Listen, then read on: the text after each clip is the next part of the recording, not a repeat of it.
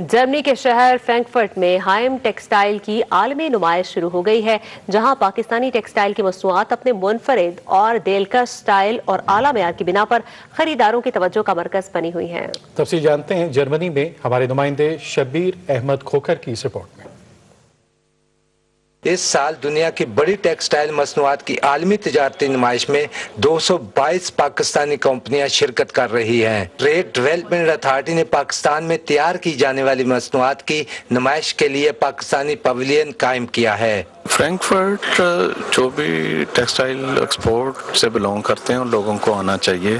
Just like जैसे Chinese लोग बैठे हैं, इंडियन बैठे हैं, उन सारे लोगों को आप देखते हैं तो आप उनसे भी कुछ सीखते हैं। फ्रैंकफर्ट में पाकिस्तान के कमर्शियल काउंसलर ख्वाजा खुर्रम नईम ने मेले में पाकिस्तानी पवेलियन का दौरा किया और पाकिस्तानी नुमाइश कुनूनगान को दी जाने वाली सहूलतों का जायजा लिया।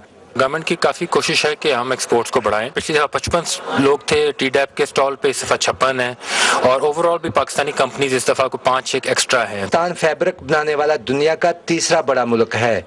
हाइम टेक्सटाइल की आलमी नुमाइश में इसके स्टॉल अपनी मियारी मसनूआत की वजह से गैर मुल्की ताजरों की तवज्जो का मरकज बने हुए हैं। टेक्सटाइल के हालात पाकिस्तान के बहुत बेहतर होते हुए नजर आ रहे हैं, जिसकी वजह से पाकिस्तान की तरफ पूरी दुनिया की बहुत तवज्जो बढ़ती जा रही है।